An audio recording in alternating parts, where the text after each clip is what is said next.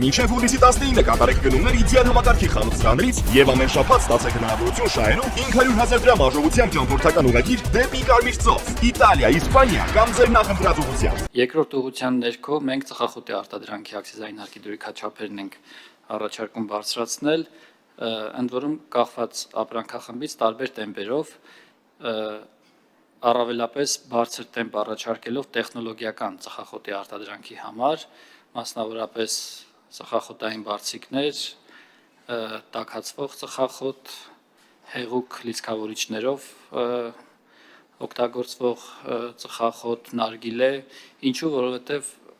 մի կողմից սրանց դրույքաչափերը համեմատաբար ցածր են ավանդական ծխախոտի արտադրանքի համեմատությամբ, մյուս կողմից ագրեսիվ մարքեթինգային գործիքակազմով սրանք ներթափանցում են հասարակության լայն շրջանակներ, հատկապես դեռահասների մոտ են տարածում ստանում եւ մենք նպատակ ունենք նաեւ այս կերպ սահմանափակել այս վնասակար սպառումը եւ գիտեք նաեւ որ Եվրասիական տնտեսական միությունում են ներդաշնակեցման գործընթացներ ընթանում ակցիզային հարկի դրույքաչափեր եւ որպես անդամ պետություն մենք նաեւ այս գործընթացն ենք սպասարկում եւ մնացյալ ապրանքների համար մենք քանի որ ակցիզային հարկի հաստատուն դրույքաչափերը գնաճով ճշգրտման քաղաքականություն ենք իրացնում վերջին տարիներին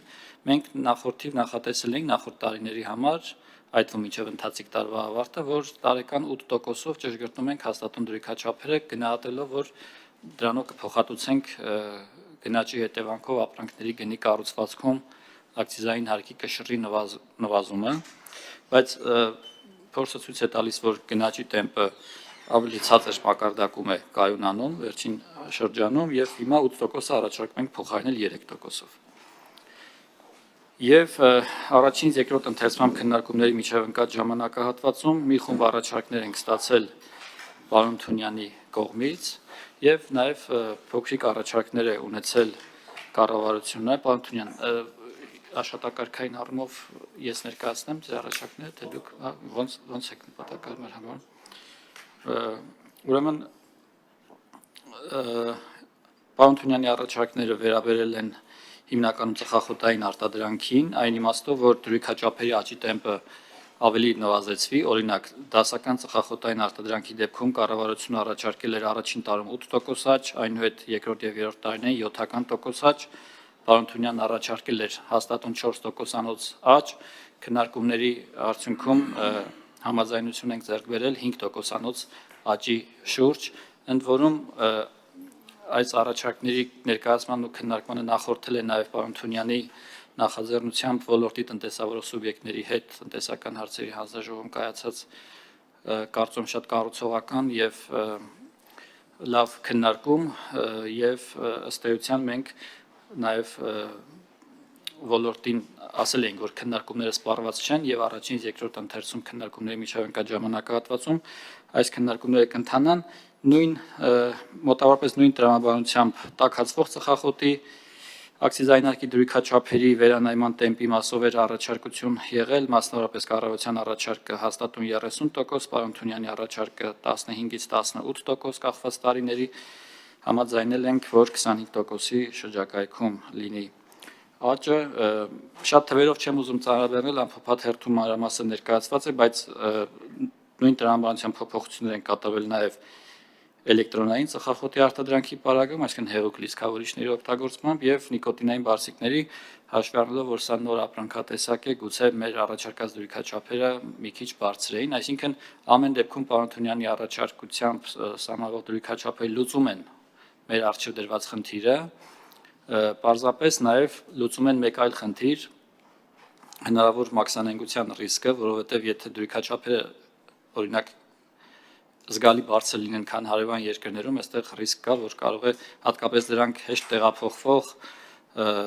փոքրիկ ծավալներ ունեցող, փոքրիկ ֆիզիկական չափեր ունեցող ապրանքներ են, սրա հետ էլ պետք է հաշվի նստել, որ մենք նմանատիպ ռիսկեր չգեներացնենք եւ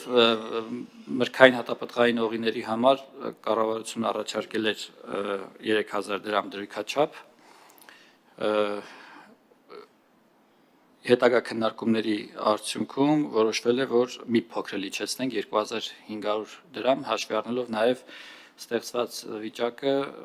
որի պայմաններում մենք դժվարություններ ունենք մրգերի արտահանման հետ կապված, գուցե սա լինի նաև մի անվտանգության լրացուցիչ բարձիկ, այսինքն որ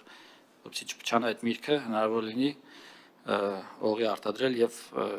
ստանալ մի ապրանք, որը հնարավոր է պահեստավորել կամ ավելի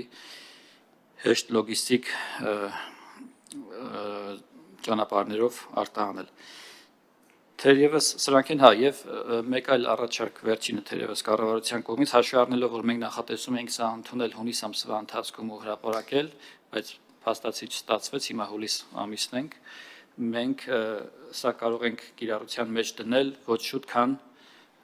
հաջորդ տարվա հունվարից, բայց պահպանելով 6-ամսյա ժամանակահատվածը, հիմա փաստացի չի ստացվում հունվարի 1-ից կիրառության մեջ դնել, եւ այս տրամաբանությամբ մենք առաջարկում ենք, որ կարգավորումները ուժի մեջ մտնեն 2027 թվականի փետրվարի 1-ից։ Այսքանը, շնորհակալություն։ Շնորհակալություն, պարոն Պողոսյան, ես ընդհանրապես երկու բան ավելացնեմ, չնայած պարոն Պողոսյանը նշեց, մենք ծխախոտի ոլորտի ընկերությունների հետ էինք հանդիպել ու իրանց հիմնական մտահոգությունը հետևյալն էր, որ քանի որ այս պահին արդեն բավականին մեծ ծավալով մաքսանենգության դեպքեր կան ու ինչքան այդ մարժան մեծանում է ու մենք ինչքան օրինական դաշտում աշխատող ծխախոտի հարկը ավելացնում ենք ու դա թանկանում է, ավելի գայթակղիչ է դառնում սև տարբերակով ծխախոտ բերել Հայաստան, էլ գայթակղիչ չի, այդ հետո առանձին կասեք տեսնենք գայթակղիչ չի, բա որ շուտ ասեք իմանենք, պարոն Ղարամյան։ Սա մի առաջարկ էր, երկրորդ առաջարկ, սա մի պատճառն էր, երկրորդ պատճառը այն էր, որ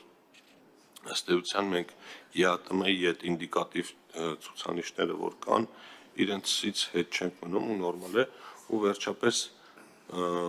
ծխախոտի դեպքում այստեղ պարոն Ղարամանյանը կհիշի հիշում եք, մի անգամ տենց քննարկում եղեք, որ ասում էինք, սենց 100 դրամ բարձրացնելով ծխելու դեմ պայքարի հարց չենք լուծելու, ավելի լավ մի անգամից 5000 դրամ բարձրացնենք, հետո դա դարավար ահագին մեծ պատմություն մամուլում, հիմա այստեղ ինձ թվում է